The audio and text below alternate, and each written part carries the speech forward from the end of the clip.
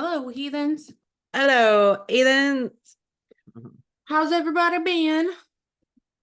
4th of July. Oh, wait, yeah, 4th of July. Yeah, We had 4th of July we did.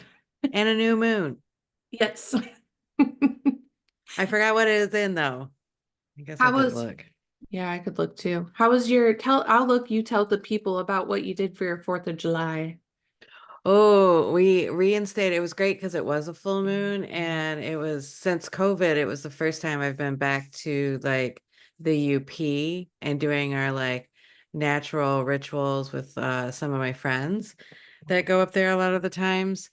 And we stayed 2 days with a family property and had fireworks and they fed us. And it was so like, it was so nice to be welcomed into somebody's like world and like, um, especially when I feel like up there, there's a lot of small towns and it's kind of hard to like get the real like heart of it, you know? Yeah. And in my soul, like I long for that like closeness, that small town. Like I know people hate it and all that kind of stuff, but like I kind of like that familiarity of it and the fact that I know that even if grumpy, Joe is grumpy all the time. He's the one that shows up like with a generator or like to fix your car or to mow your lawn or something.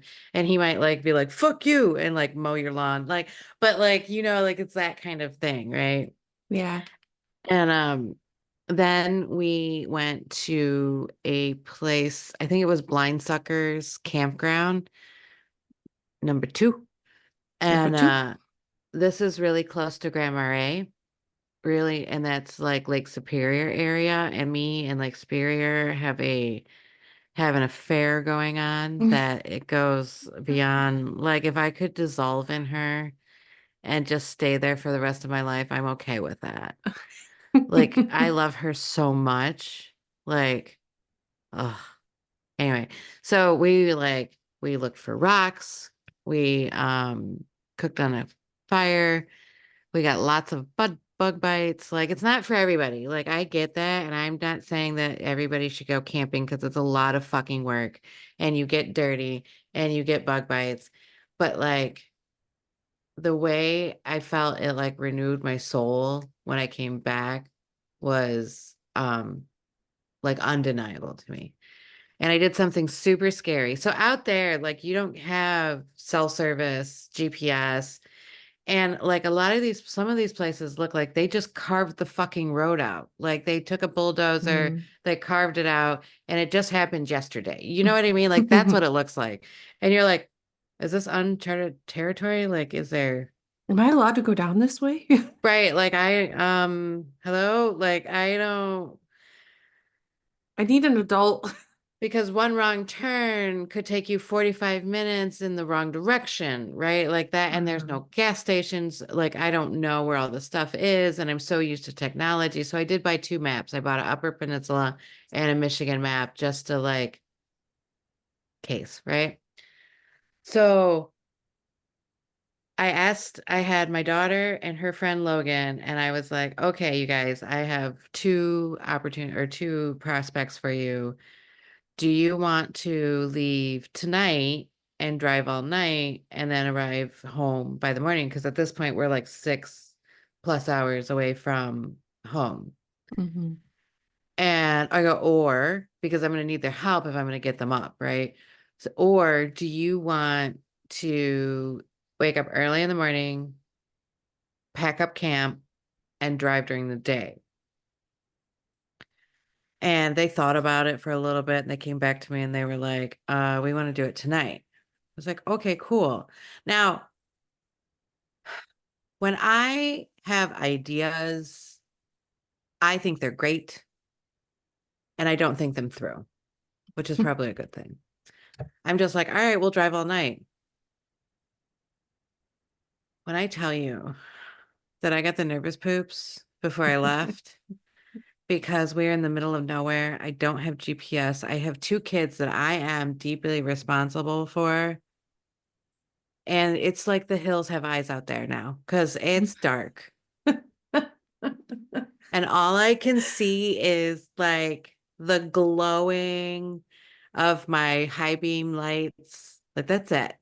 Everything else is a mystery. Anything could be there, right? Like, You're on high alert, eyes wide open.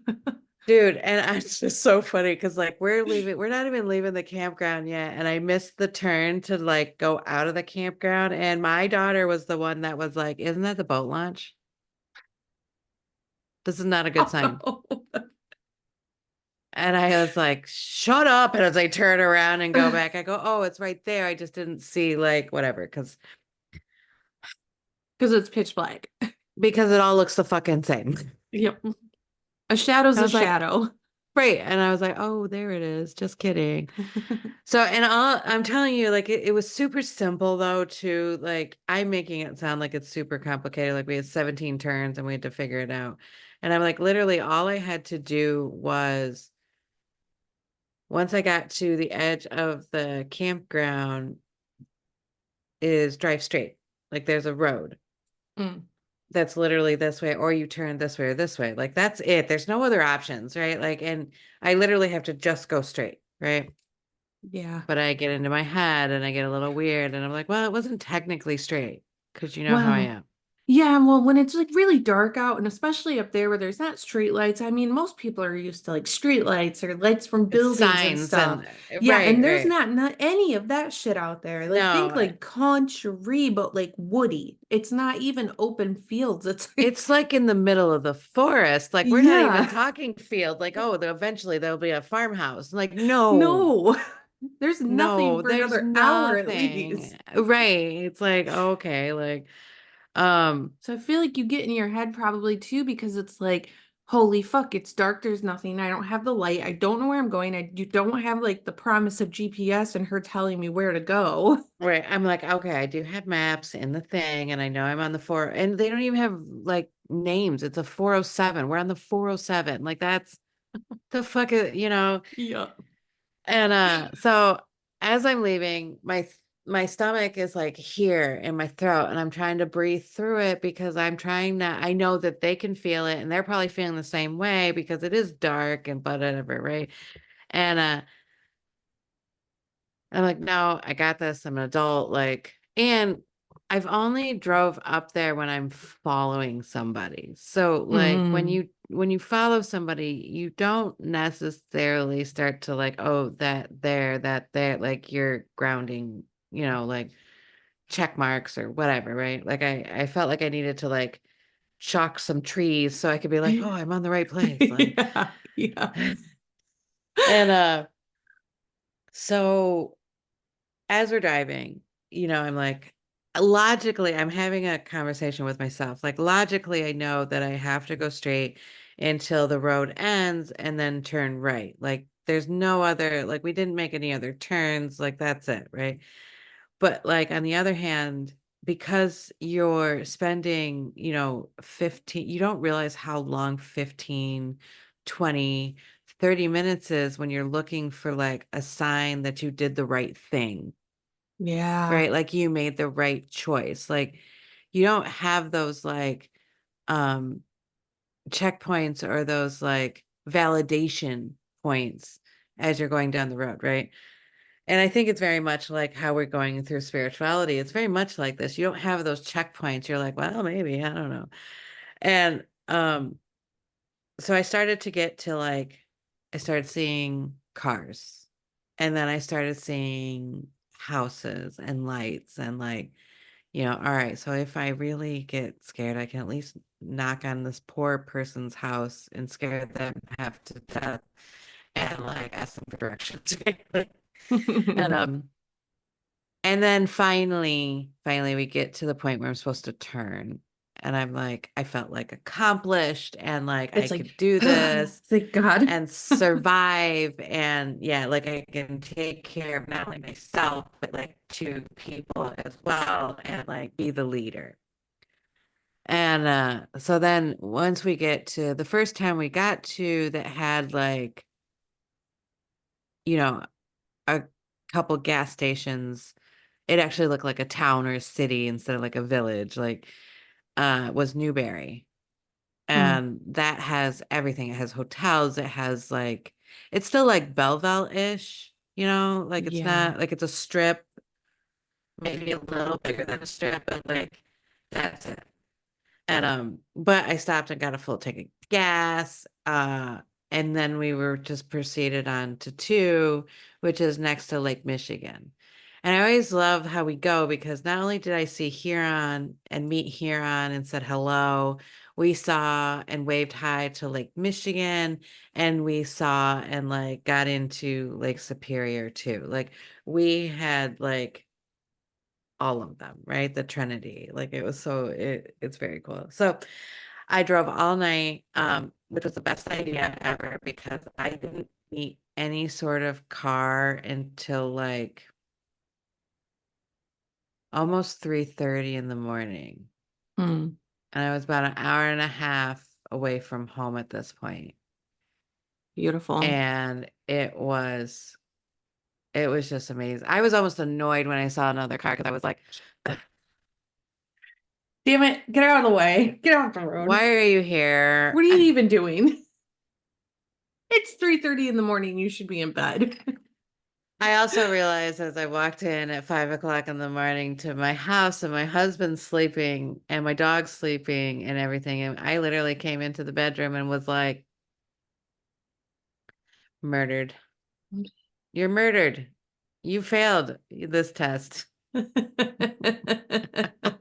How dare You you let failed. that siren call take you to bed? Absolutely. I'm like, you are murdered now. I just walked into the house and you're murdered. Yep. You're dead. Dead. Dead. The dog didn't Oh. even get up. I had got into bed and the dog was up at that point, like when I started moving it, because then he's like, well, what the fuck is that? And then he's like, oh, it's mom. I was like, oh shit, where'd you come from? He just thinks you're teleporting places now. Yeah, yeah. Oh, where'd you go? All of a sudden you appear in the bed.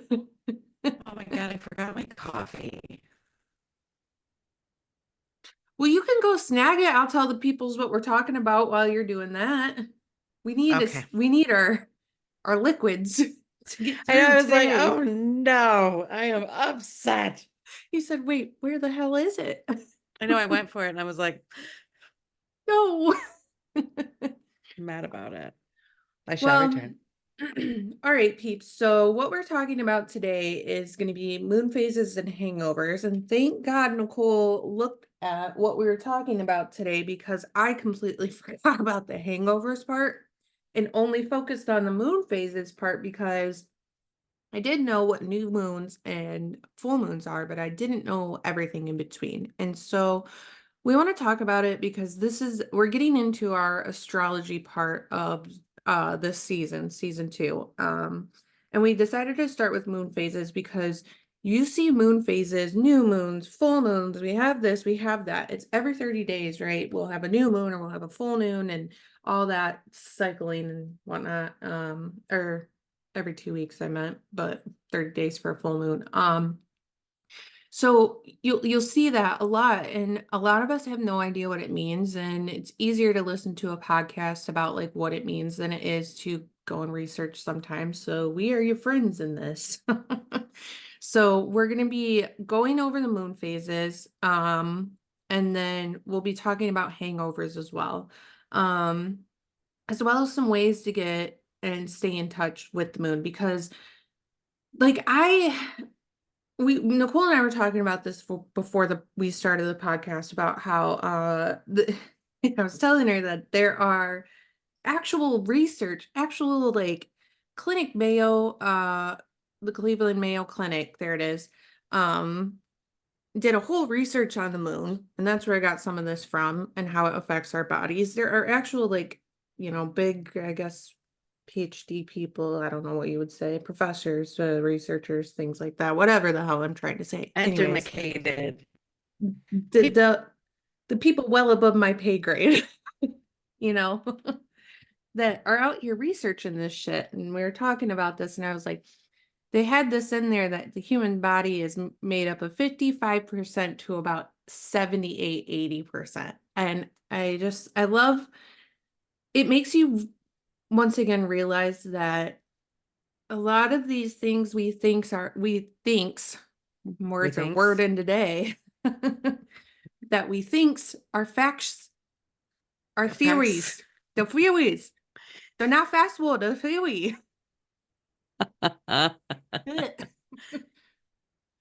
So in theory, because every time there's a new study out, we have a different everything's written in pencil.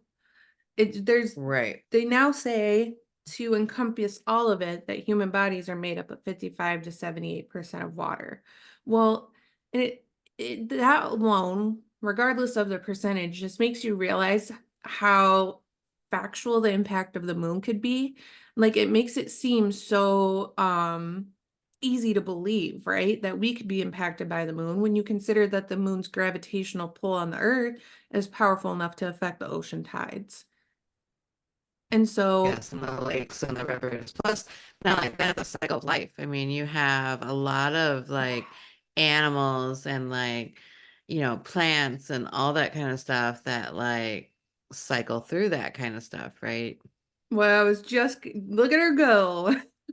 Because that was another point I I was going to couldn't bring help. up was like it affects animals, especially oceanic animals. It affects their activity levels, their feeding rituals, their reproduction rituals, migration, and like just Hmm. there's so much more.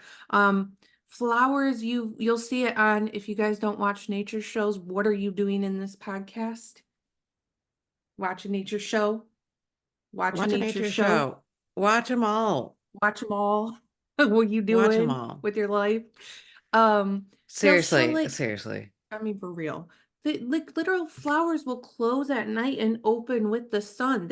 It's like they go to sheepy time and then they wake back up for the sun during the day to like soak up the sun. And it's like Hmm.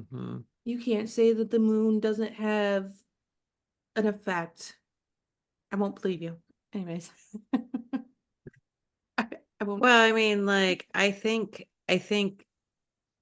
a lot of people are not comfortable with like the unseen and it makes them feel crazy or, they don't have a footing in it and so they just reject it all, which is fine. Like, That's fair.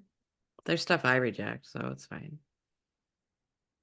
Same. You not watching nature shows rejected. Reject. Did. Evoked. Be Goodbye. fucked. Bye. Yeah, I mean that's fair to say. It's just there's a lot of now like you guys like I said there's a shit ton of research out there. If you want to look Oops. it up, by all means feel free to. There's a lot of studies that are out there. I read a couple for what I could read because again, some of the shit's above my pay grade. I'm learning more words, which is really cool to feel like when you can read something and you're like, "Ah, look at me go. I kind I of understood that." I know, right? But like I'm not to the point of I can read an actual study and absolutely understand what's happening and what they're doing and all of that. But there's a lot out there that are just easy to find. Um, so okay, with all of that now, let's talk about some of the symbolism, some of the like meaning behind the moon before we get into the cycles. Because in metaphysical world, it's pretty easy to look up what the moon is and see that it's a symbol of like divine feminine energy and cycles and creation. And there's also the other side that's like dissolution, emotion, and shadow. There's a lot Hmm. that goes into the symbolism and like what you could say the moon's like spiritual meaning is. Saw another one that said the spiritual meaning of moon phases is based on the premise that the moon's energy affects our inner world, our emotions, our intuition, and our hopes and dreams. Which, when you break down the cycle of the moon and all the different phases and what those look like for us, that I feel like is a pretty all-encompassing sentence. It's like really good. It's like, yep, one sentence done. Podcast Done. done. All right, goodbye. Yep, peace out. Okay, we finished this podcast. Yeah. Now, the thing with the moon, especially in astrology, because like before you when you went to get your coffee, I was telling them this is our start into our astrological series section of season two. And there's a lot of different spiritual traditions that go along with like the moon. One of them being the Kabbalah, which if you would like to talk about, I think that's really important to have in too, like the knowledge of. Yeah, there's a whole because the Tree of Life has the seven traditional planets. So you have everything from the sun and the moon, which I know in astrology they talk about luminaries instead of being planets, but like these are the Sephiroths that represent and they're energy portals almost. Mhm. So they have their own angels, they have their own elements, they have their own things that they govern in your life. And as you're working the tree of life, you almost come to each Sephira and you can cleanse and purify these aspects inside of you because each energy, as we well know, has a good side and a bad side, or a dark side and a light side, or it has these things that make you uplifted and they have things that, don't. Um, and I don't know if we should wait until the next one to go through the Quabala, like specifically, but I can go over like a light, because I forgot that we were doing the second one too. Yeah, I think it's good to do it now because since we're talking about, how the moon affects us and not necessarily what it is in your natal chart, I think we could talk about it now. And then if it comes up in the next episode, you guys are going to hear it twice, which is meant to be. Oh, that's actually a good point. So, in the Quabala, and I feel like I'm saying that wrong, but I'm just gonna go with it. Um, they have like it's called Yesod, so that's Yesod,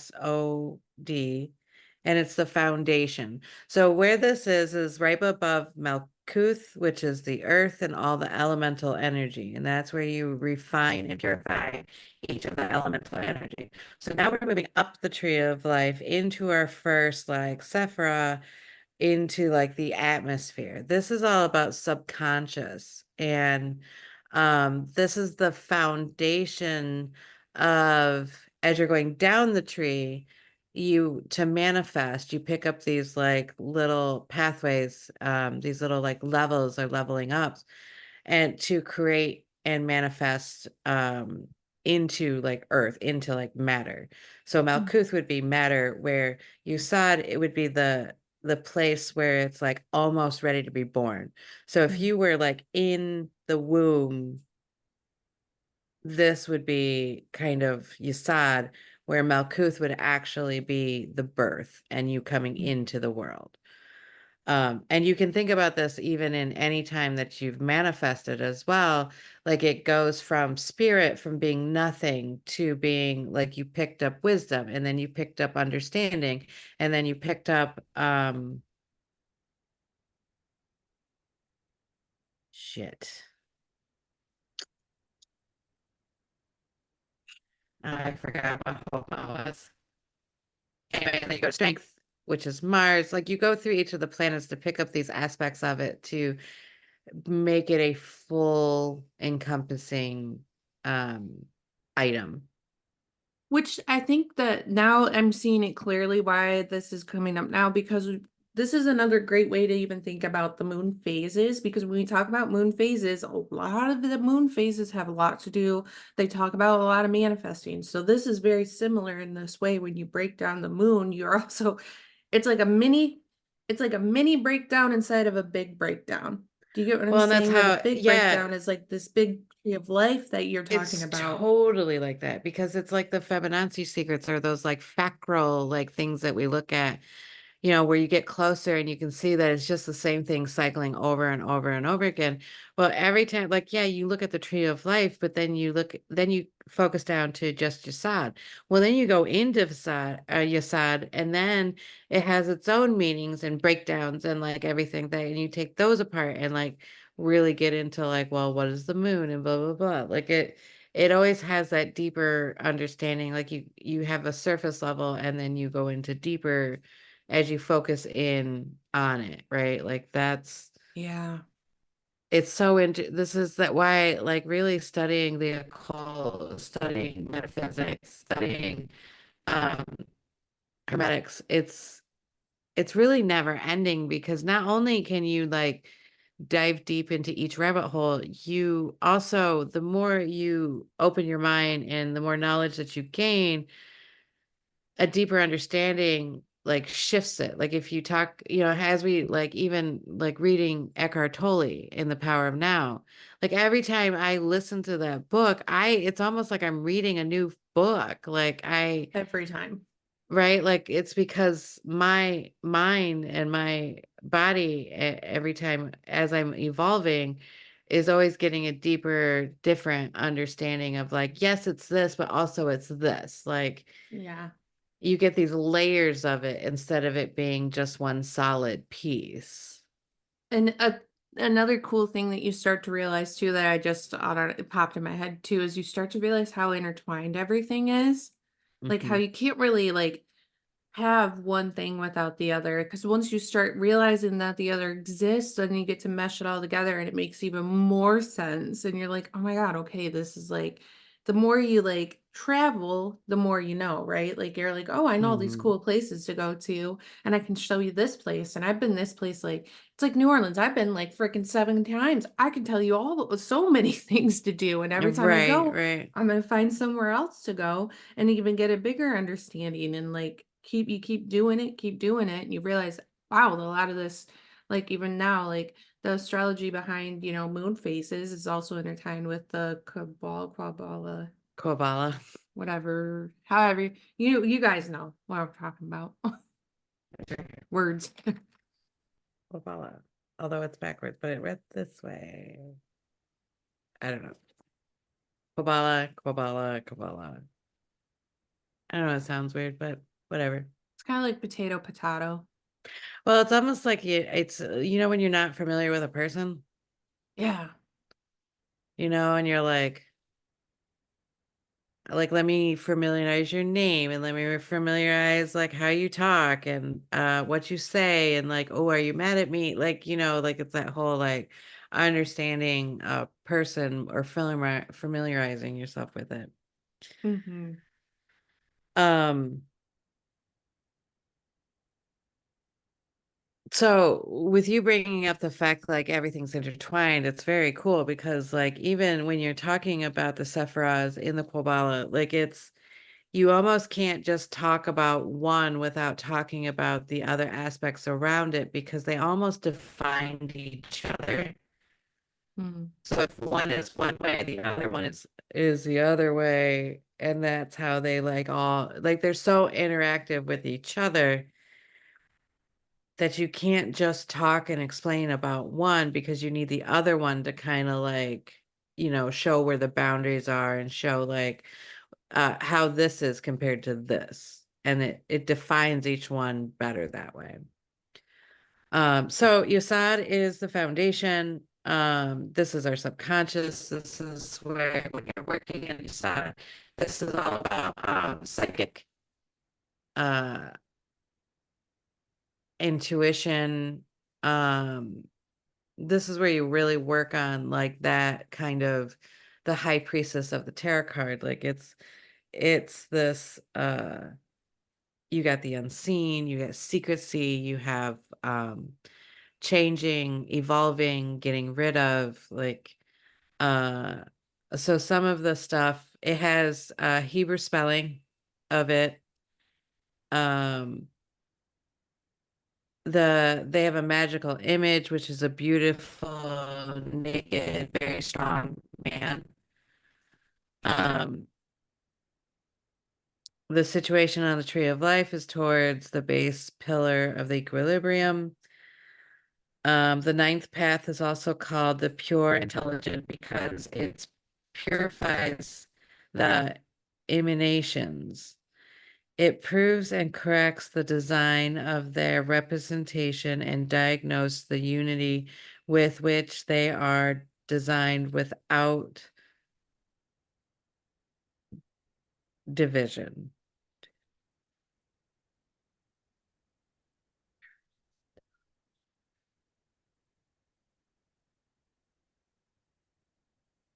Really have no idea what that means. But there you go. There's something for you to study, something for me to study, that's for sure. I like those words are too big. I don't know what those mean. The god name is Shaddai Al-Kai, and that translates to the Almighty Living God. The archangel is Gabriel, the strong man, the hero of God. They have an order of angel, which is the cherubim, and this is the strong. The mundane chakra is Leviathan and the moon. The spiritual experience is the vision of the machinery of the universe. So this, when we meditate on this kind of thing, we really get to like see how the universe works in a way that we can kind of understand before we start to take it apart and like see how the individual parts work. This is like the whole machine. I do not mean to laugh when your internet will make your voice sound so different with what the internet's doing, and I'm like, who is talking through you, and why do you feel the need to do it right now? I can hear it's a different voice because your voice changes really drastically. Yeah, they're well, I had a whole thing last night with one of my clients and I really appreciate her because she has a gift that I really love to uh I don't know, she's very gifted. And so we were talking last night and I was helping her through some things and I did some card readings and stuff and then like I get to ask her all these questions and she tells me some things, right? Yeah. Because she sees, she sees spirit and she sees like all that kind of stuff. Well, I found that it's very fun to talk to her, uh, or talk to my guides through her because like it's funny because they act a lot like I do, or like, it's this whole back and forth of like I can see myself and why I have certain attributes through them, whatever, right? Like they are me and I'm them, right? Yes. And so what I'm thinking is that they're all messing with like because we've got a deeper connection last night because I asked them their names, so I have more of an anchorage to them, right? Mm. And so it was very, I think that's all Yeah. happening. Gotcha. So it's kind of cool though because they'll say stuff like duh, like They talk to you like you talk to you. yeah, like how I talk to other people, yeah. That's so funny. I'm like, oh God. Okay, so the moon in Yusad, the virtue is independence, and then like the vice is idleness. So you can see how like the moon is moving on its own. It goes in and out of like its phases independently. But you can see why the vice is idleness because then you're not moving, you're not evolving. So you're in your detriment if you're standing still. That's why a lot of times I tell people you got to move. If you're trying to think about something or have a new thought or get a new idea, a lot of times sitting is not the best thing. Sometimes you have to move through it to get those inspirations, to get those wheels like turning, to get that kind Yeah. of spark. The correspondent in the microcosm. So the tree of life is the representation of the human body. Spirit, we know that we had a chakra that's up here in the Hindu area. We also in the Hermetics is Keth. I was gonna say Kethra, but I don't know. Kether, not Kethra, Kether. I make up my own words, it's fine. Um, so it lives up here above our head, and that's where spirit first forms from the all. And as we work our way down, we have like the certain Sephiroths have, I always said like it's interesting how it corresponds to like you have a devil on one side and an angel on the other. These are also represented by Mars and Jupiter. Mm, So you have this joyous, abundant, expansive planet on one side, which is would be your receptive side. And then you have this like strong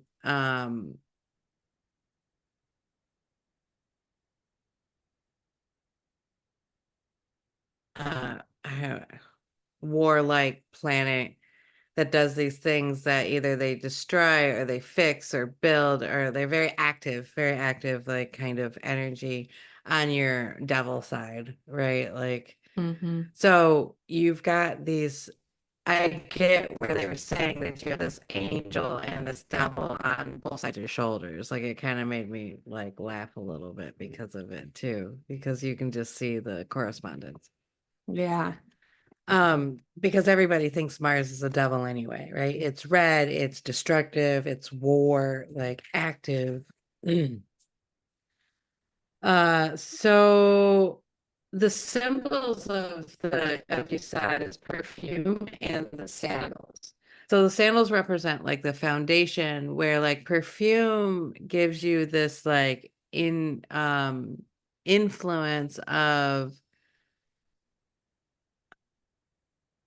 whether you're being in spirit, like, smells are very important, and they bring you to a place that you didn't necessarily know you were going, and they come out of nowhere. So it has this illusory kind of um, energy. The tarot cards is the four nines, and we can see this like um the tarot card sits on the tree of life in certain ways. So as we're to the nines, because Malkuth is 10th, which is the complete cycle, nines are like right before we complete the cycle. So we have everything we need to complete it. We've done most of the work. We just need to like nip into a few buds before it's actually manifested into the world. Um, and then the Nine of Wands is great strength. The Nine of Cups is material happiness. The Nine of Sword is despair and cruelty. And then the Nine of Pentacles is material gain. The color associated with indigo, violet, dark purple, a citrine with a flecker of azure. Um, So when we're talking about Yesod and the moon, and all of this kind of goes together, we know that like Gabriel is there's a hidden aspect of the moon that we never see. It's always behind us. Like if we're taking the sun from, or we're taking the light from the sun and it's reflecting on the front of us, there's always a dark side in the back of us. And that is where we see Gabriel. Gabriel sits behind us Mm, and always kind of has our back when you're dealing with like ritual magic. And this is one of the first things that you deal with is water, and water is always in back of you. It's in the west. West is always behind you. Um, this is where death is as well. That's where it lives. Is we have the fall. West is uh, represented by death, or vice, whatever. They're correlated together. And Um, so in the moon, we see this ever-changing light and reflection, this ebb and flow of energy. Either we're building or we're taking away. But then we don't realize, or we forget about, because it's always hidden. It's like that dark cosmic uh matter that we talk about with the Black Madonna and stuff like that, we forget that it's there because it's in darkness, and we don't necessarily always consciously think about it because Mhm. it's not in our face, right? You have Yeah. to almost just be aware of it. It's like another thing that I brought up today because we forget about the quote unquote dark sides. We're gonna have to use those words like we would a gender, like energy, when it's not your gender identity, right? But when you talk about masculine and feminine, when you talk about the dark side, the light side, it doesn't necessarily mean it's bad. It's just something to look at. I brought up the dark side of the moon because, like, I feel like it's Yeah, important to talk about as well. it is because I think we and I did this at first too. Like we're children when we first start out. Like I remember being in astrology and having like, read some sort of horoscope from somebody and like you want to believe this, but you're believing it in face value instead of like really understanding what it means, right? Hmm. So, like when I would read it and they're like, "Oh my God, like every full moon is so dramatic." Like, and I remember being like, "Oh my God, my world is gonna end. It's Mercury retrograde. It's the moon is full. Oh no, what's gonna happen?" And then I had to like have a little reality check because I was like, you are, I forget how old it was, but like you are this many years old and you have lived through literally 97,000 full moons. Like, why is this one going to be like The one that ends it the all. one? Yep. Oh, right. Like, and you're like, okay, so if I know logically, I know that I've lived through many full moons, many like Mercury retrogrades. Like, okay, like I get that it might be a little, and then you start understanding like how for me is I would read the horoscope and then witness the action of the energy. Hmm. So if it said there was going to be some trouble in my house or something like that, I thought, my house would burn down, right? Like total 10.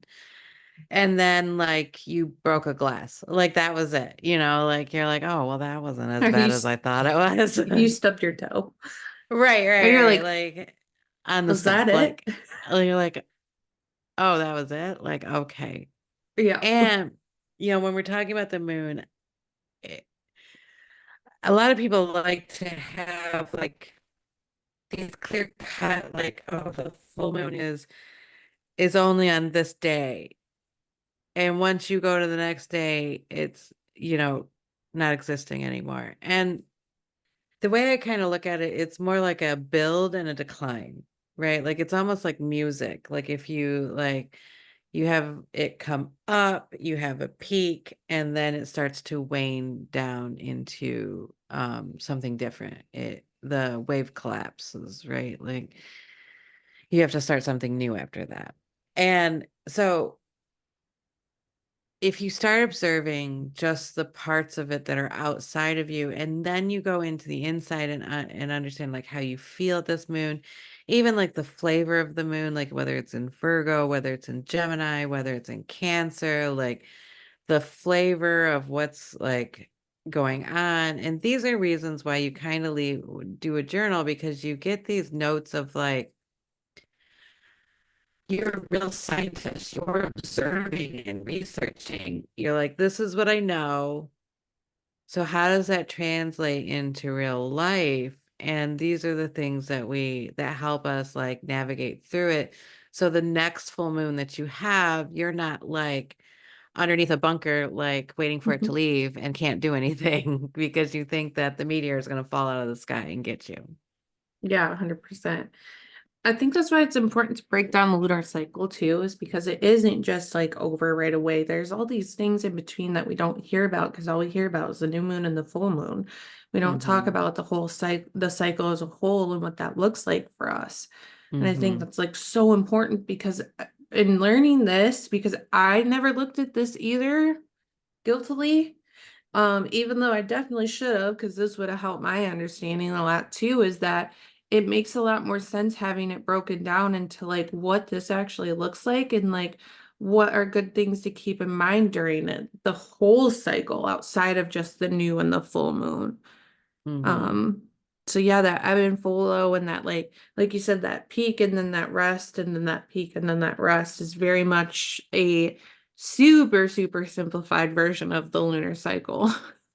Right, right. But that's, we got to go into shallow water first before we get into the depths because we just won't have our footing if we don't know how to swim in it, right? Like if we don't have the Hmm. language, if we don't, like a lot of times I'll read things two or three times because the first time I'm getting like familiar with how the wording works because I'm not necessarily like formally educated.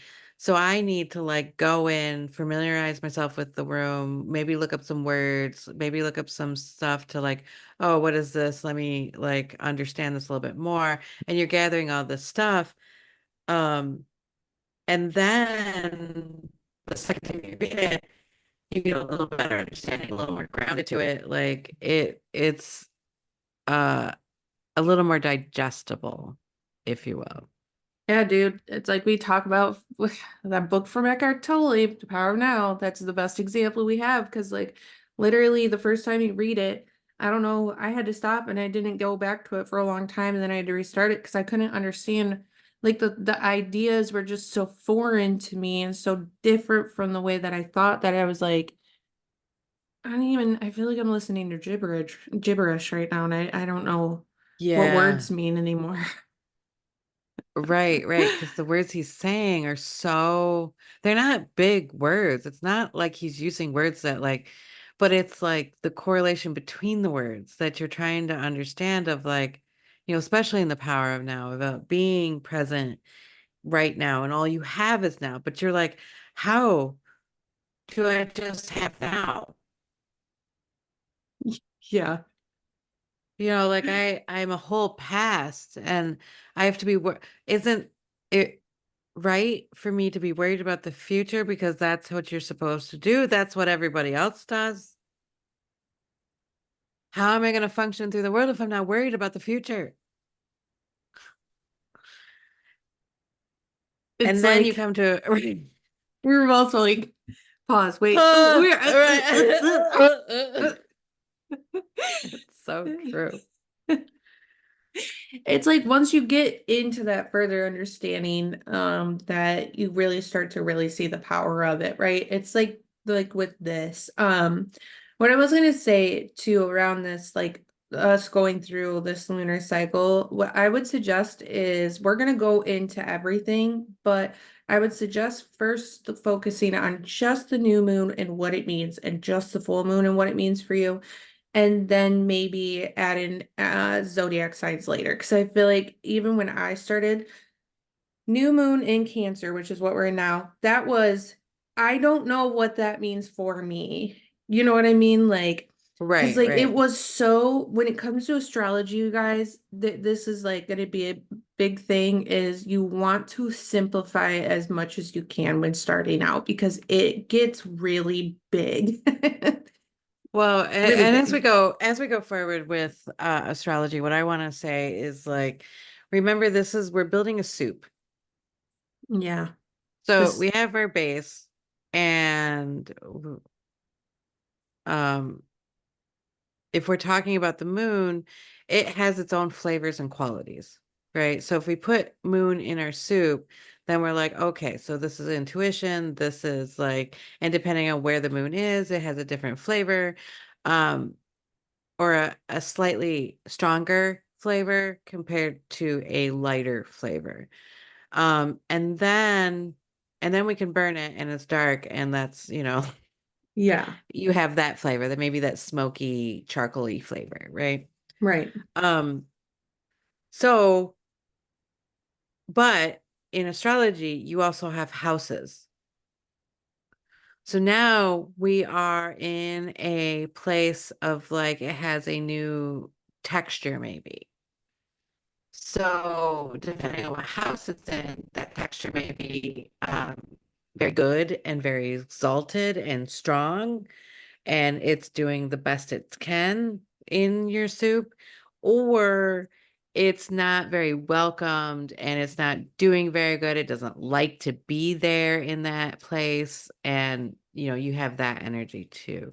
Mhm. This is why it's, a little bit, this is why it's really good to go to somebody that really has been studying astrology to get your cards read or your chart read, because if they've sat in that soup for a very long time and really studied like the textures and the flavors and like what we're putting into it, they'll know it better than you. And they'll see things that maybe you're not seeing because you're reading your own chart. Yeah. And I think when it comes to the moon phases, I think that's a little bit more personal than having to get your chart read because it hits people differently. It doesn't matter if it's in the same sign because we all are different. You're going to experience a lunar cycle differently than somebody else. To where like there's some moons that I don't particularly love the energy of, and Nicole's like, ah, this is great for me. And then it's switched, or sometimes we're both on the same page of like, oh, this is nice, like this is a good feeling, like good vibe, good Mm-hmm. energy. So like Mm-hmm. when it comes to the moon phases, really, you know, trying to understand what the new moon is, what it looks like, what the full moon is, what it looks like, starting there, and then keeping a moon journal is huge too. Like even Mm-hmm. if you're like not necessarily focused on like what moon is it in and how am I feeling, like what phase is the moon in and what how am I feeling, instead of like I'm having this feeling and you write it down, then you look up like what moon phase you're in. So then you can start correlating ways that you feel during moon cycles. Right.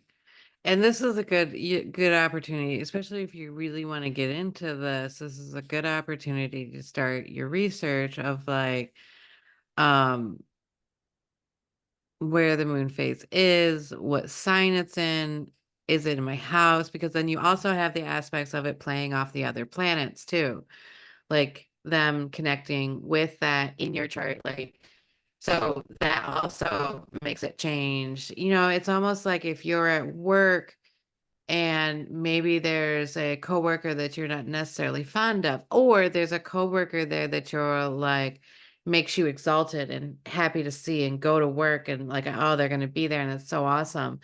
Or it's going to be like, oh, I don't really like being around her, like, or him. And um, you're having that effects on you. This is how the planets work with each other as well. You know, Hmm. they have that kind of correlation with each other, that relationship that they have with it, right? Right. And it's not bad or good. It's, you know, we really got to get out of that and being victims to this, like, um, this way of thinking, because I can see it, especially as I was looking up the moon cycle, like there's a huge, um, it might be a little triggering, and it's fine. There's this huge thing about being victims to this energy. Like, I don't like their energy. I didn't like this energy. And I really want to move past that and not be, I don't want to be so much affected by the energy. I want to affect the energy now. Like, Mm. I'm the one that wants to like walk into a room and like, yeah, if you're shitty, I'm going to change that Mm. instead of being like running away from it. And not that I like if somebody's wielding around a knife, like I'm not going to go in there and be like, ha ha, like, you know, but like I think like we really need to take we're giving away our power when we do that, and I don't think we see it. And I really think we need to like bring it back to us and not be shitty to the other person, like not put up that kind of defense to it, but like smooth it out like water. You know, like yeah, they're grumpy, we don't care. Yeah, that's fair. So I, you know, that's one of the things that I want to really like kind of bring attention to, because we are giving away our power when we do it. Yeah. Um, okay, so let's go through the lunar cycle kind of quickly because there is a lot more to get to in this episode too. And like I said, we're gonna go over the two big ones pretty thoroughly, and then the other ones I'll just give you some stuff for. So let's start with like we say lunar cycle a lot, you'll hear it a lot. A lunar cycle it describes the time it takes the moon to complete one orbit around Earth from new to full and back to new again. So like new, Hmm. full, new, one cycle completed.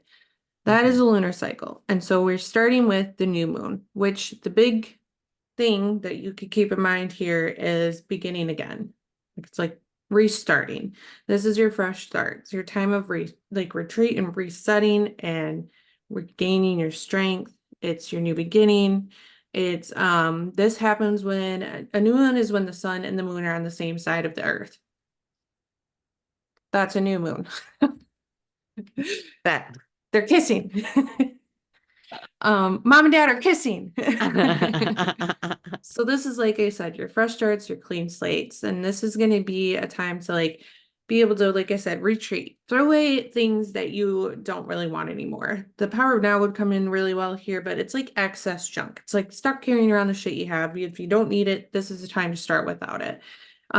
This is also a good time to plant the seeds, like when it comes to manifesting, planting the seeds of something new, making a wish, setting an intention, or making the decision to start, a new project. This is where you start it. So it's like a time to reflect on things you want to achieve and set goals for yourself. So this is a good time too to like meditate, to journal. You could perform a ritual if that's what flavor you like to go with to help you focus on your intentions. But this is like I have an idea that I want to start putting into place, so I write it down. I start Mhm. getting that start. So then, do you have anything else you'd like to add to the new moon before I move on? Um, the new moon is also like this is where things are hidden. You may definitely like you can see where the moon has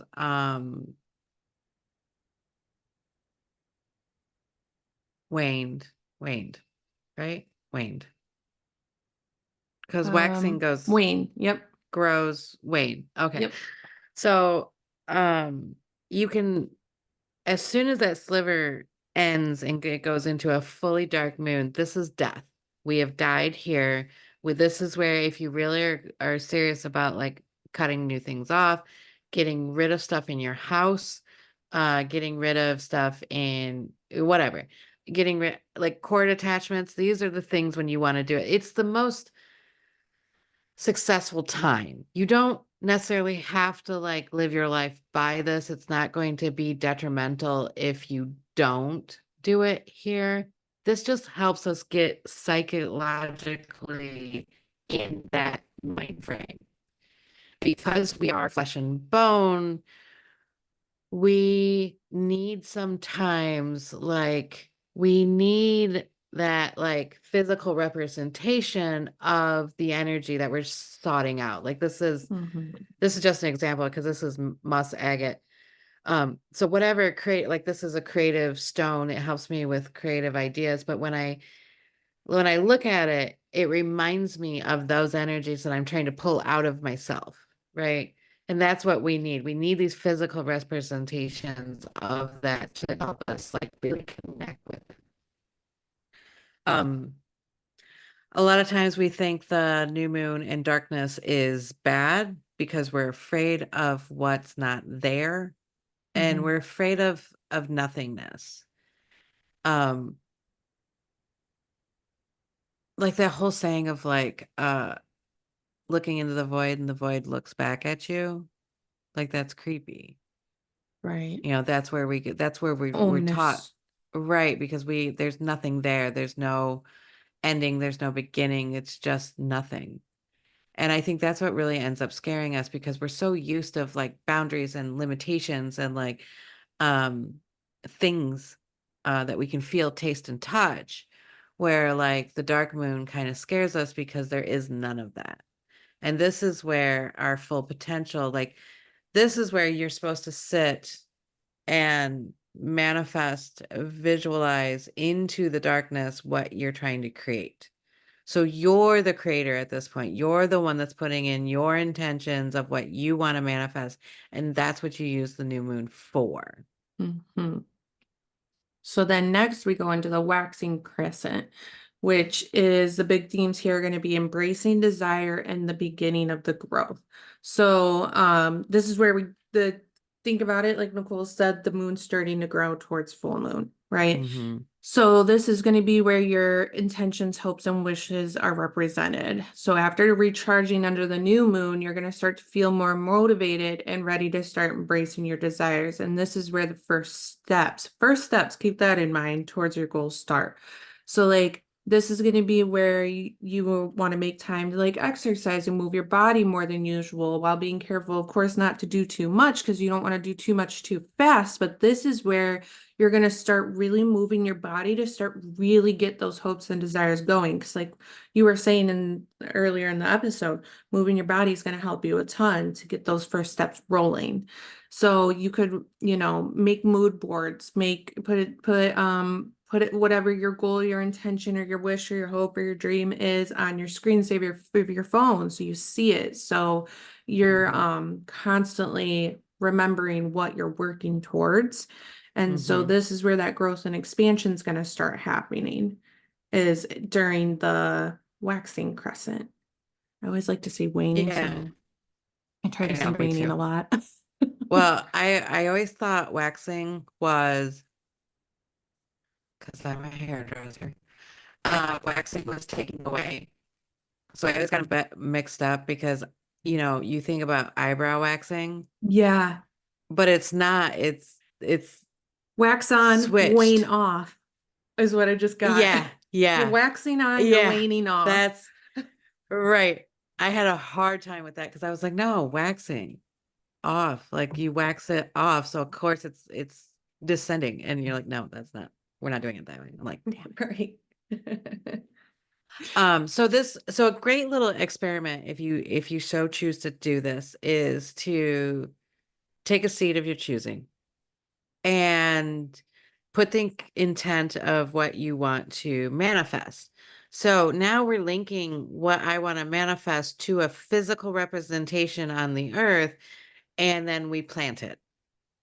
And it could be like a bean sprout, like what we did in kindergarten or whatever, like just that little Mm. like kind of thing. It doesn't have to be like a whole whatever, but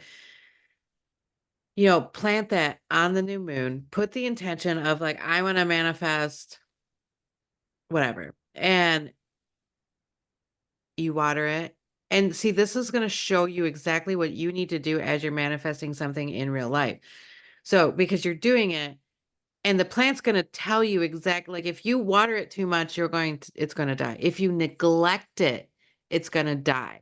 So when you're bringing something from spirit into matter, these are the things that you have to do, because you have to like tend your garden and be mindful about what you're doing, because you can't just leave it alone.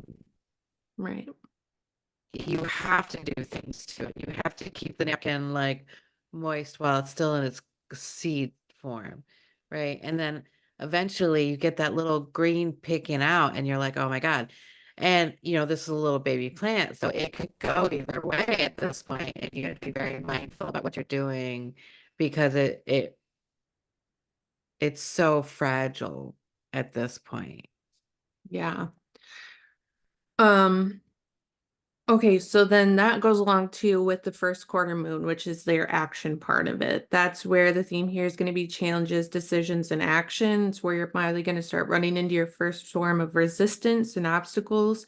And that usually occurs a week after the new moon. Now, this goes pretty fast because the waning crescent is a couple days, like 3, 4, I think. I think it's 3. And then your first quarter moon takes occurs a week after the new moon. And that's when your action starts. It's an opportunity for spiritual growth and an invitation to step up into like this new version. So it's like a call to push yourself. Then we go into the waning gibbous, which is your redirecting course. So this is one phase away from becoming a full moon. Yes, go ahead. Okay, so when we're in the action phase, what we want to do is remember to this is where we're going to actually take away things and grow things. Like you're going to have to make a decision of what you need to cut out of your life to make this manifest. Yeah, that's the waning gibbous, is the Okay. redirecting course part. So that's the part where you're doing what you were just saying, where you're going to be looking at like what needs to be adjusted, reviewed, and taking control of like the situation and removing the things that you need to remove. So please go ahead. Oh no, I don't have anything else. Oh, okay. Yeah. So the redirecting course is the waxing gibbous. So that's when you're one phase away from becoming a full moon. That's the readjusting. So It's like when you're going to be noticing mistakes you've been making or realizing whether you need to reevaluate and then like what you're going to have to do to redirect your course. So like a lot of reflecting and readjusting happens there. And that happens, I believe the waning waxing gibbous is a week before the full moon, or is it days before the full moon? I think it might be days. Yeah, because the quarter is like the in between the 2 weeks, and then the waxing is the in between that week. So then we get Okay. into the full moon. Um, do you have anything about the redirecting course before we get into the full moon? The redirecting course? Yeah, the waxing gibbous where it's like you're redirecting, you're readjusting, and reflecting.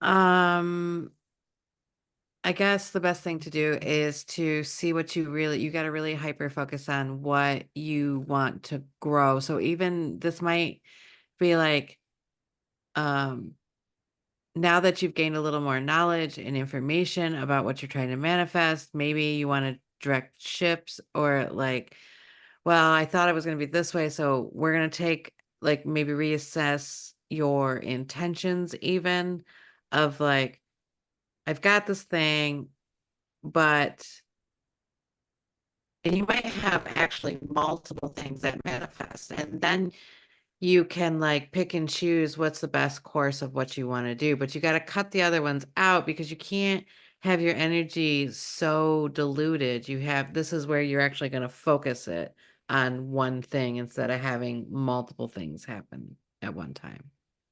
It's like trying to grow a plant and you get weeds in there, and then you're like, do I let the weeds grow? Are they helping the plant or are they not? And sometimes they do help, like say it's like a weed, you think it's a weed, it's a marigold, and it's actually keeping your plant safe from bunnies, just for a really bad, I guess, representation. So it's like looking at that, yeah, and like deciding what's staying there and what's actually helping, as opposed to Yeah, like, because like also, like if you see a dead leaf, you want to cut it off hmm, because it's draining the energy of that, right? Or like if there's a flower that's starting to die off, you want to cut that off so that way it has all the energy into the new flowers that are coming out. It's redirecting those things that have done their job, and now we've got to cut them off so that we can direct the energy towards what's manifesting the newer parts of the plant. yeah. It's like tomato plants. When they split into the V, if you get one that comes off in the middle, it's a sucker. And it steals all the plant's energy. And it'll be Yeah. this freaking big and you'll have stems this big outside, and that sucks all the stuff away. So yeah, Hmm. snippy snippy, goodbye. That's right. Cut it out. Cut it out. Okay, so then after the waxing gibbous, we get into the full moon. So your big theme here is harvest and receiving spiritual completion. So this is when I think we pretty much all know what a full moon is, but just in case, when the sun and the moon are on opposite sides of the earth, and she's big and she's glorious and she's in your face, and she says, Absolutely. hello. And I love every minute of it. Hey, like total nerd for the moon. I'm total nerd of it. Same. Sometimes it's Hmm. like really big, and I'm like, there's a scene in Bruce Almighty when he lassos the moon and pulls it down, and I'm like, I wish. yes. Hmm. So during this time, the sun and the moon are opposing each other, right? So they're also in opposite zodiac signs normally. And this brings this is where you can find like that heightened tension that people say they find. It's just what needs to okay. You can get heightened emotions here and heightened tensions because there are these two opposing zodiac signs that you're experiencing at the same time. What's a good thing to find here is the balance between the two. Well, I think I especially got this that out right. universe is all about balance. So we can't have one without the other. That's really how it is. You can't have like Capricorn without Cancer. You have to have that motivation, that drive to succeed and work and survive for your family. But you also have to have the nurturing side, the softer side of like of human interaction. You can't be all watery all the time. Nothing would get done. And you can't have all business all the time because nobody would thrive. Right. So you have to have these two energies commingle together and find the balance between the two. Yeah. During the full moon, this is also when you see the seed that you planted on the new moon starts to blossom and bloom and is making itself ready to be harvested. So this is like when you start seeing the things that you're changing working. Right. So like if we translate this into manifestations, and it could be something little that would only take 14 days to manifest, right? Like maybe a cup of coffee, maybe, a parking spot, maybe something tiny, right? Yeah. Now, if you're doing a big project, like something like changing your life or like manifesting a new job or something like that, this is where it's like the first level. So yes, Yes. we did a cycle and completion, but we still have more ways to go. We have way, there's stuff that I need to change the energy inside of me. So this has to go slowly, or else I probably end up in an insane asylum somewhere. Oh, I don't think they call those that anymore. Anyway, I think they have a more PC way of saying that. I mean, I have clients that work in it and they call it the psych ward. Psych work. There we I was go. gonna say I don't know if that's much better though, so Oh, well, it depends. Tomato, tomato, I guess. yeah. So this would be like, I'm growing into something else. This is really what I want for my life. This is the first level of completion. And now we're going to go through the second part of um, and then it keeps cycling. You keep growing, you keep analyzing, and these little cycles in this big, great big cycle. Yeah, and you might go through this cycle for multiple cycles till you get exactly what you were going for with your big manifestation goal. Absolutely, absolutely. Because a lot of times if we want to like save money, or be better with money, there's a lot of psychological stuff that we have to fix through here, and our habits that we've been doing all the time, that we really have to take one at a time and then put in new patterns and new cycles. And we all know that that's a little bit difficult when you're doing something new. When you first started walking, you didn't just walk. You fell down, you hit your head, you got up and you tried again. And this is what you're doing. You're putting a new brain, like wavelengths or neural paths to create new habits. And that's going to take some time and effort. Hmm. Yeah, absolutely. Hmm. So after you get that, like the no matter how big or small, I guess really, after you get that blossom, the next phase is the waning gibbous. So remember, we're waning down to the new moon, like wax on, wane off. Um, and the big theme here is gratefulness. So your themes here are going to be gratitude, generosity, and eutheism. Or eutheism? Happiness, Oh, okay. joy. I was like, what is I that word? when I typed it, I could hear it in my head. I knew how to say it, and right now, brain no working. So this is where you're going to start feeling like the benefits of your hard work. So for the last 2 weeks that you've done all this, jump like taking action and releasing and redirecting and doing all this stuff. Now you're going to start getting grateful because you saw a blossom of something that you did. Um, so you may feel like giving back to others around you. It's a good time to express gratitude for your blessings and reflect on the journey so far. Granted, yes, 2 weeks at first is going to feel small, but then every time that this waning gibbous comes around and you start reflecting on your gratefulness, you can also look back at all the cycles of everything you've done to be grateful for. So it can get bigger and bigger to where you start really feeling that gratitude. Well, that's the thing is like when you're talking about 2 weeks in manifestation time, like it can be big or small. And it's very, we've when you're doing this, stop thinking that this is big, this is going to take this long time. You don't know that. The universe knows everything, right? Yeah. And if we're working with the universe instead of working against it, stop micromanaging it and telling it what to do. Yeah. Like if you say, well, this is going to take 2 weeks, the universe goes, I could have, we could have had that today. Which, So it's like on Prime, right? Like you can either manifest it right now or manifest it in 2 weeks or whatever, right? So we just want to, at this point in time, as we're starting to wax into the new moon, into a new cycle, we want to realize what we need to take away to achieve this, to support it, to what's in its best interest. Again, being grateful for what we have done, celebrating that like win for the moment, but realizing that we have to get down and get back to work.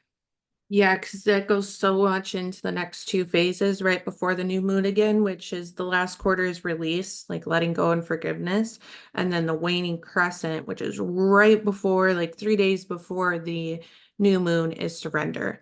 And that's the final bit of light just before the darkness of the new moon. It's your chance to surrender, rest, and recuperate. And there's not much to do in this cycle other than come to terms with what's taking place and surrender to what's no longer in your control.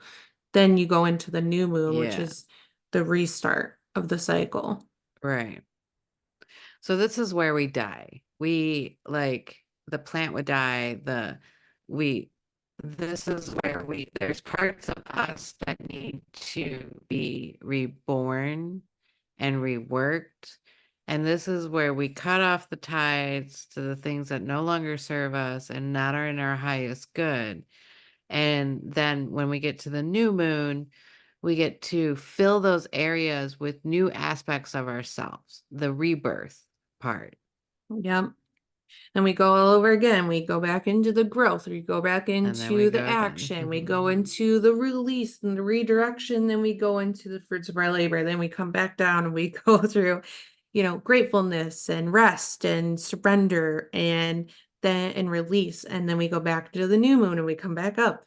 It's the wax on and the wane off. The roller coaster, Nicole said before.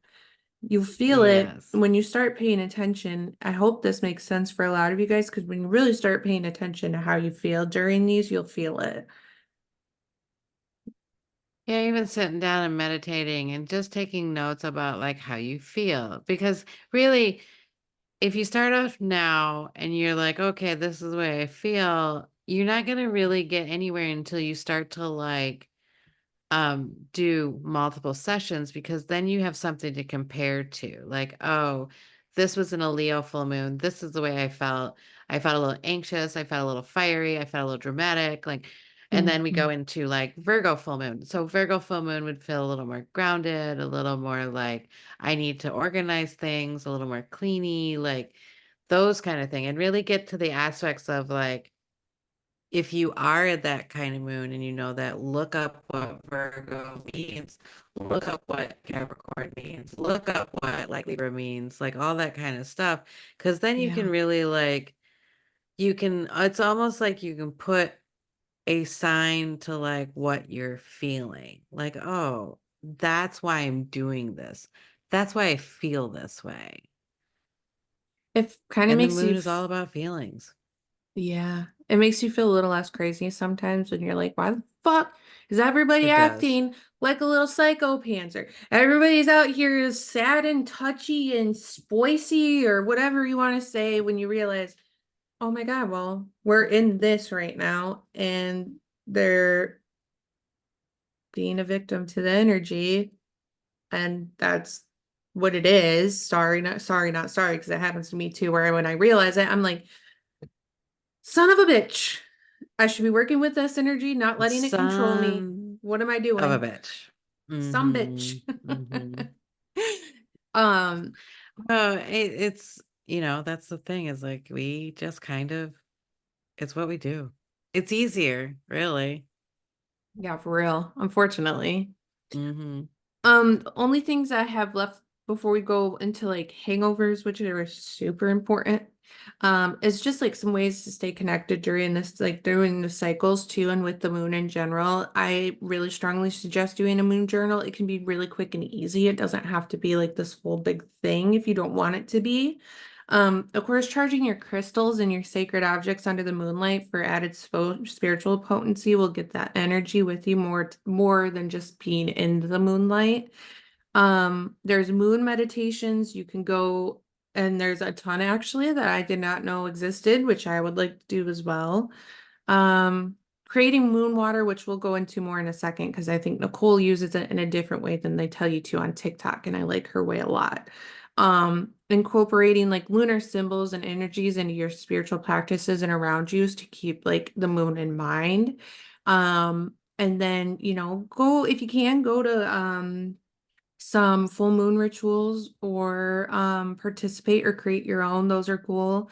And yeah, those are the little tips. But um I will say I had not thought about using moon water and the way that you do until you told me how you like to use it. And I think that's a really cool thing to share with the people. How do I use it?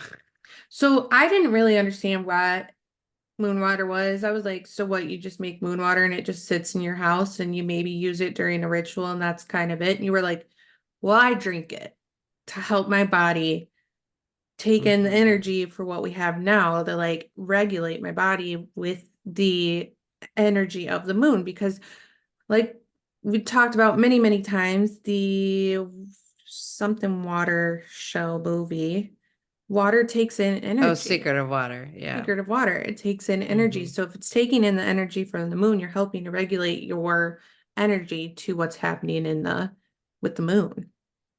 And, again, if you guys have a very sciencey brain and have a hard time believing this kind of stuff, watch The Secret of Water. It really helps you like understand why it's like this. Yeah. So, um, and I do water for any time I'm feeling out of balance. If the energy outside feels too chaotic compared to inside, and I don't have that balance, it's a good way to kind of regulate that kind of stuff. And it helps you like sit a little more cleaner in the energy and not be so affected by it. Yeah, so like if you're feeling Um, spicy because you got like an Aries full moon or something, and that's not sign that you're used to working with or feeling, then that would help you not feel so like, right? mhm. Yeah, because it's like having two different types of water. Like if this one's hot and this one's cold, and they come together and they create a little Mm, chaos or a chemical reaction, this is kind of what you're feeling, which sometimes never feels good. So if you start drinking the energy into and inviting it into your body, you'll have more of that balance inside of you. yeah, makes sense to me. Hmm. Like it's really good to drink like some sun water, like doing sun tea. So if Oh you're yeah. trying to be like a little less witchy out loud, do some sun tea because this will be really good to spice up your energy flow and like your if you're feeling a little drained and down, like it's a really good way of like getting some of that vital energy inside of you so you're not feeling that way so much. Right. Makes sense to me. I've never tried sun tea and I Mhm. do really want to try it. It's a good idea. I keep saying It's it. really good, actually. Also, I keep hearing how freaking good Mhm. it is, and I'm like, I have to know what the difference is. It's science. I have to know what the difference of taste is for sun tea versus tea you make in your house. I have to know. Mhm. Um, oh, go ahead. Oh I no, said, I just shifting. oh, I thought you were gonna say something. Sorry. I was gonna say, so what do you got for us on hangovers, Nicole? So hangovers, so this is when you're feeling a little lethargic, a little bit like a little dumpy, a little bit like your brain's not firing very well. Like, obviously make sure that you're not like not taking care of yourself physically. If you got to see a doctor, see a doctor. Like, don't think that like, at least do logically stuff first, right? But if you're just feeling a little bit like wonky, a good salt bath is amazing. Yeah. Like have your intentions of like, all right, I need to like, I feel this way. I would like to feel this way. Let's cleanse this out. Let's like move through this energy. Also, doing rituals is a very good thing to kind of move through that energy to help move it through. Uh, any kind of incense or smoke bath, you could do that. A sound bath would be fine. Mm. Meditating on like where it's at and why it feels that way is always a good thing. Talking to it, and depending on what is your flavor of moving energy through, going to see a Reiki person is a perfect time to do this too, because she can, help you move through that energy and not be so affected by it. Yeah, Um, absolutely. eating good, like a clean kind of way helps that too. Um, there's, it's just really nurturing where you are and at, and being realistic too, like not using it as a excuse to be like not take care of your responsibilities, but like using it in a way that's really like, I do need a nap. I do need to do this. Like as long as you're not using it as avoidance, but you're using it really to um nurture yourself. So if that requires a nap, take a nap. Please take a nap, right? But if you're rotting going through TikTok, like this is not the answer. You can't just be like, well, I'm taking care of myself. Because there's a difference between napping and taking care of yourself and rotting. Big Yeah, difference. 100%. Mm-hmm. Bed rot. Bed rot. Not for And recharging, just for rotting. right, exactly. Oh, I mean, we've all been there, that's for sure. So that's kind of what I have. Like if You know, moving is always helpful to move energy. Moving your body, listening to music, it's all really good to move that energy. A lot of times, if I get stuck in an angry place or a sad place and I'm just kind of being like a little bit pitiful, I'll go do rituals because it'll help me move through that energy better. I want to not to be a victim to this. I want to be able to transmute it and get it out, give it to the earth, have them recycle it. Like if I need to sit with it a little bit because it's like my inner child that's brought up something that made her sad, and I sit with her to tell her everything's okay, that this was just an experience that we had and we're moving forward. And that's what I got on that. Yeah, I think it's important because I feel like for a while there, I felt like people weren't really talking about like hangovers from like a moon, especially like a full moon, because some of them kind of hit you differently depending on what sign they're in. Full moons and cancers sometimes hit me really heavy because usually I'm not a very emotional person, but sometimes all of a sudden I'm like Disney movies only. I need a good cry. Right. Well, and that's the thing is when you're in Cancer, you're very nurturing. You're very like in your feels about your family. So it can bring up these like full moons are very much about bringing up the turbulence or the sediment that has settled in your pond. Yeah. So this is where it starts to get like a little fuzzy and it starts bringing up that stuff that you thought that you either worked on or you thought that you're like, haha, I'll never see you again. And you're in a trunk in the back, and I'm like, ha ha ha. Like the full moon will find it. And so, like, that's the thing is like, really think about like, if you're feeling that way and you look up the full moon and it's in Cancer, realize that you're dealing with like either family stuff or something in that general area. Maybe there's something in you that you're not nurturing and you're ignoring. I'm really good at ignoring stuff. Yeah, me too. I can bypass that bullshit real easy. Like, nope, I don't see you. Same though. I'm like, what are you talking about? And I don't have no idea what you're talking about. Daddy right, issues? right. No. Like, no, I don't ever do that. No, no, we don't have those. No. So this is a good part to like really like, okay, so if you know what flavor the moon is, if we Bless you. know, thank you. If Mm, we know what flavor the moon is, look it up and then kind of look through your psychology and like see where it's affecting, where it's pinging, and maybe sit and analyze that a little bit. And you can journal, you can do whatever you want with it. Like, yeah. Yeah. I mean, honestly, I think this is a good start to the astrology portion because I think it's important to know the moon phases and how they can actually be so powerful and like actually helpful.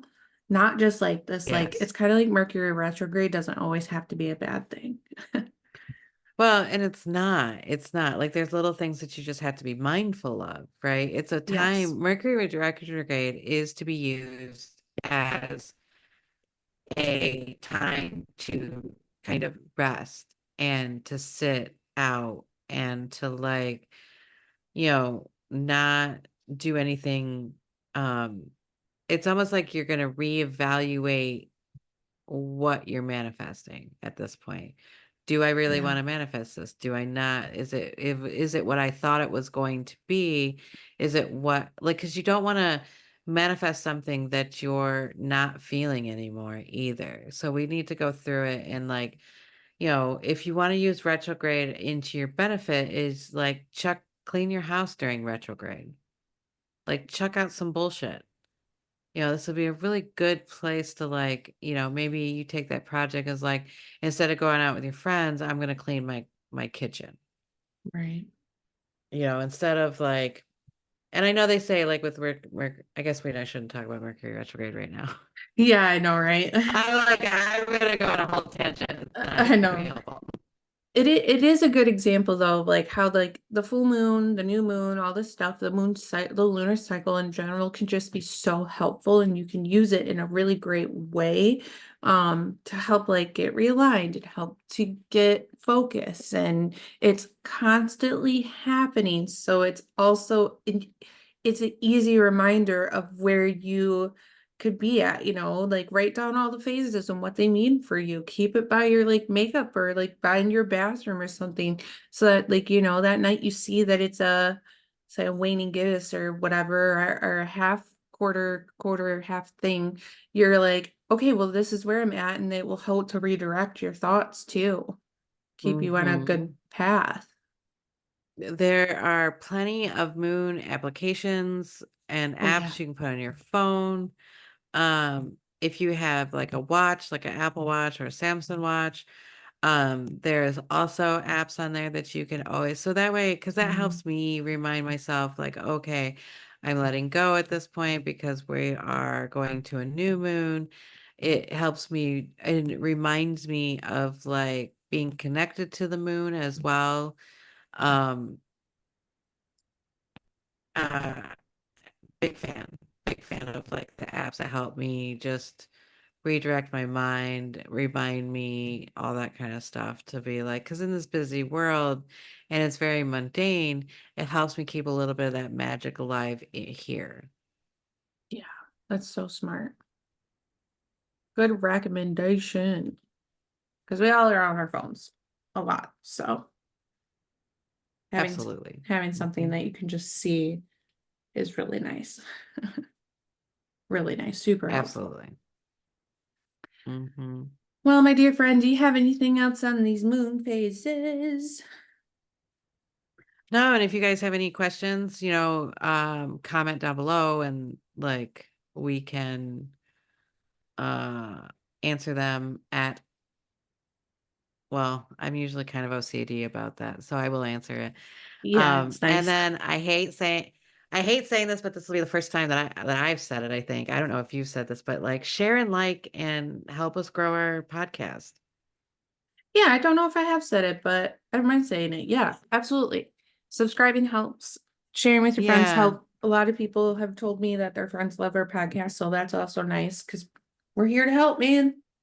Well, yeah, we're trying to do the best we can with what we got at this point, and this is if we can help you with just figuring out this like life, then I hope we can, 100%. Yeah, I agree. Mhm. Okay, our next episode is going to be your sun and your moon within your moon. Your Moot. sun and your moon signs within your chart. We're going to break down what the sun and the moon are and what those mean within your chart. So that'll be our next episode for next week, man. All right, I'll see you then. Bye bye. Bye.